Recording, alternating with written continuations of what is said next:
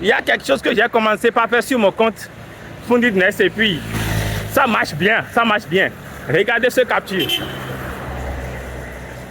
Vous allez juste voir que il y avait des petits retraits que j'ai eu à faire sur le compte. J'ai deux comptes SNS, un 25 000 et puis un autre 50 000. Mais sur les deux comptes, ce que je ferais depuis l'année passée, qu'est-ce que je faisais? J'avais un quota, c'est-à-dire lorsque je n'atteins pas ce standing de retrait, je ne fais pas de retrait. Ouais, je ne fais pas de retrait. Je dois atteindre au minimum $500 en allant d'abord. Alors, 500, 600 d'abord avant de faire un retrait. Alors que le minimum de retrait chez Fundedness, c'est même $20.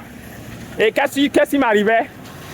Alors que dans le mois, nous avons juste 2 fois. D'accord, on a la possibilité de faire 2 fois que de retrait. Maintenant, lorsque le jour de retrait vient, et que sur mon compte, d'accord, je n'ai qu'un truc de $100, un truc de $150, je ne retirais pas, je laissais pour probablement le prochain jour de retrait. Et qu'est-ce qu'il fait?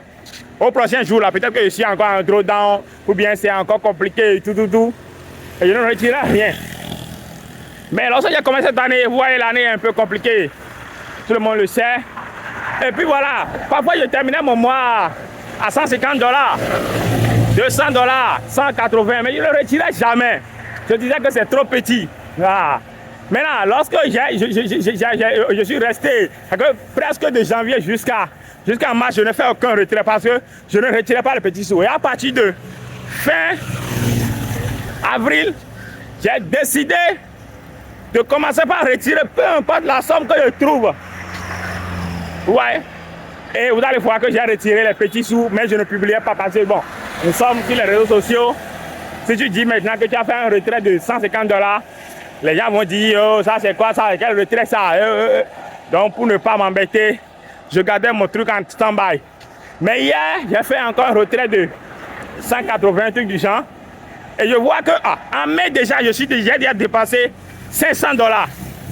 Ouais, si on fait le calcul du mai, j'ai déjà fait un retrait de plus de $500.